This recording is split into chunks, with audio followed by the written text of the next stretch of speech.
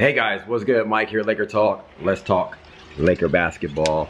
Been away for the last 5 days or so, not posting too many videos. Reason is I started coaching my son's baseball team, and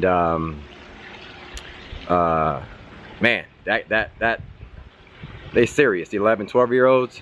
Basically, let me sit down here and chat with my Laker fam. Basically, you got to scout like 160 kids over like 3 days, and you got to pick. You have a draft, a full-on draft, like a fantasy draft, whatever, and you better scout, or you will get a sorry team and get blown out through the season. So I was like scouting kids, you know, watching. They got live stream video. You can like replay the video. It was like crazy. So I was in full-on coach mode after the last over the last five days or so, and I haven't had a chance to watch any Laker games. Today we play Toronto. This is the first day I will probably be able to watch a full Laker game like in the last week, probably 7 days or so. But man, I just heard about Boogie Cousins torn Achilles, and that really messed me up. I was like, whoa, that kind of changes the whole thing, because I've always felt Pelicans really wanted to go after Boogie Cousins in the offseason, and he's been playing at an all-star level and really playing well and really upping his game to the point to where, not upping his, he always had game, but he's been upping his his energy level on both ends of the floor, putting up 20 rebounds, putting up 40 points, 20 rebound games. So he's been really exerting a lot of energy, which he's just playing at was playing at a superstar level. And I thought the Lakers might have had a chance at him, and that him tearing his Achilles.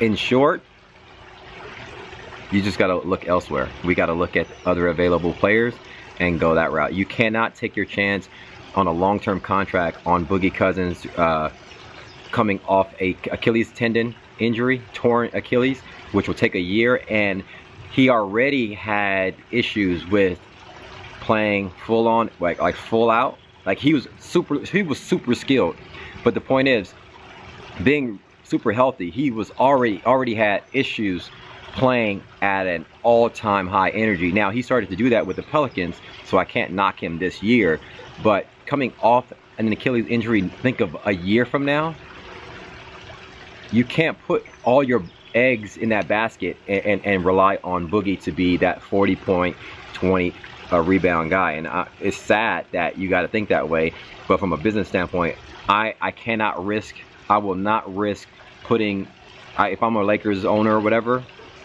I can't risk putting that much money into a guy like that. So we got to look elsewhere, and I'll get back to Boogie. You know, there was talks about now Paul George is playing obviously at an all-time high in his career right now, all-star level, superstar level, and he's meshing well with Russell Westbrook. So, you know, obviously him and Russell Westbrook are chatting back and forth about, yeah, possibly staying. Listen, Paul George is going to say all the right things right now, okay?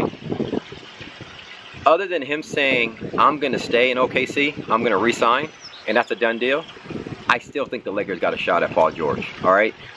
He cannot mess around. He's got his full-on family. He's gone on record saying why he wanted to come back to the Lakers, or why he wanted to come home, that is, okay? His family is not in OKC, all right? Paul George understands. He's, you know, born and raised where? In Palmdale.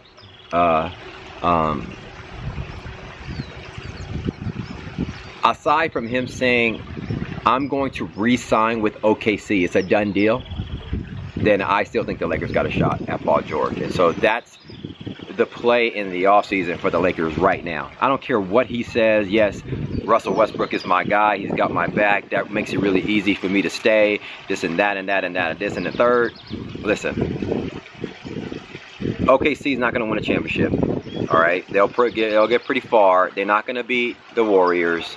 You know, and you know, Rockets will be tough to beat as well. But I don't see them, you know, I think Roberson's got like some injury. They're going to be limited, but they're going to make it pretty far. But I don't see them winning, coming out of the West. That's my thing. I see the Golden State Warriors coming out of the West, and that will put everybody back into what do we do in the offseason mode, and that's going to put Paul George back into that mode. So I still think right now the Lakers got a shot at Paul George. That changes if Paul George comes out emphatically and say, I'm going to sign with OKC. So that's my thing on Paul George.